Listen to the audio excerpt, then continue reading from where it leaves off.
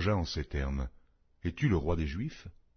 Jésus lui répondit, « Tu le dis. » Pilate dit aux principaux sacrificateurs et à la foule, « Je ne trouve rien de coupable en cet homme. » Mais ils insistèrent et dirent, « Il soulève le peuple, en enseignant par toute la Judée, depuis la Galilée, où il a commencé, jusqu'ici. » Quand Pilate entendit parler de la Galilée, il demanda si cet homme était galiléen, et, ayant appris qu'il était de la juridiction d'Hérode, il le renvoya à Hérode, qui se trouvait aussi à Jérusalem en ces jours-là.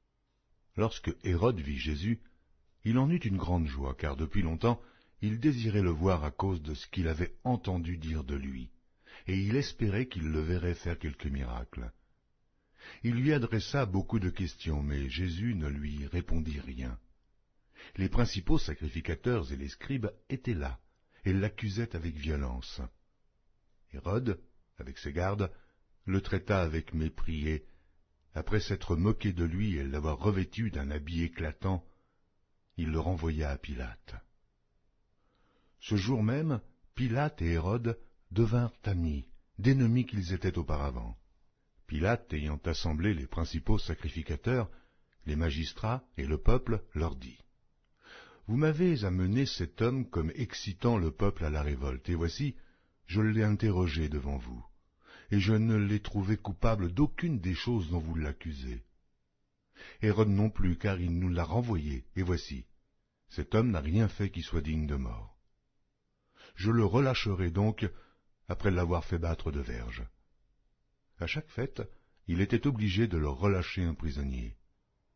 Ils s'écrièrent tous ensemble, « Fais mourir celui-ci, et relâche-nous Barabbas. » Cet homme avait été mis en prison pour une sédition qui avait eu lieu dans la ville et pour un meurtre.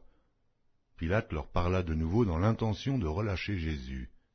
Et ils crièrent, « Crucifie, crucifie-le » Pilate leur dit pour la troisième fois, « Quel mal a-t-il fait? Je n'ai rien trouvé en lui qui mérite la mort. Je le relâcherai donc après l'avoir fait battre de verge. » Mais ils insistèrent à grands cris, demandant qu'il fût crucifié, et leurs cris l'emportèrent. Pilate prononça que ce qu'ils demandaient serait fait. Il relâcha celui qui avait été mis en prison pour sédition et pour meurtre, et qu'il réclamait, et il livra Jésus à leur volonté. Comme ils l'emmenaient, ils prirent un certain Simon de Cyrène, qui revenait des champs, et ils le chargèrent de la croix pour qu'il la porte derrière Jésus. Il était suivi d'une grande multitude des gens du peuple et de femmes qui se frappaient la poitrine et se lamentaient sur lui. Jésus se tourna vers elles et dit, « Filles de Jérusalem, ne pleurez pas sur moi, mais pleurez sur vous et sur vos enfants. Car voici, des jours viendront où l'on dira, « Heureuses les stériles, heureuses les entrailles qui n'ont point enfanté, et les mamelles qui n'ont point allaité. » Alors, ils se mettront à dire aux montagnes, « Tombez sur nous, et aux collines, couvrez-nous, car, si l'on fait ces choses au bois vert, qu'arrivera-t-il au bois sec ?» On conduisait en même temps 2 malfaiteurs, qui devaient être mis à mort avec Jésus. Lorsqu'ils furent arrivés au lieu appelé Crâne, ils le crucifièrent là, ainsi que les 2 malfaiteurs, l'un à droite, l'autre à gauche.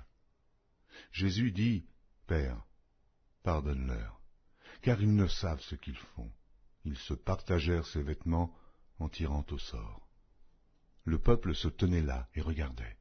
Les magistrats se moquaient de Jésus, disant, « Il a sauvé les autres, qu'il se sauve lui-même s'il est le Christ, l'élu de Dieu. » Les soldats aussi se moquaient de lui. S'approchant et lui présentant du vinaigre, il disait, « Si tu es le roi des Juifs, sauve-toi toi-même. » Il y avait au-dessus de lui cette inscription, « Celui-ci est le roi des Juifs. » L'un des malfaiteurs crucifiés l'injuriait, disant, « N'es-tu pas le Christ? Sauve-toi toi-même et sauve-nous. » Mais l'autre le reprenait et disait, « Ne crains-tu pas Dieu, toi qui subis la même condamnation?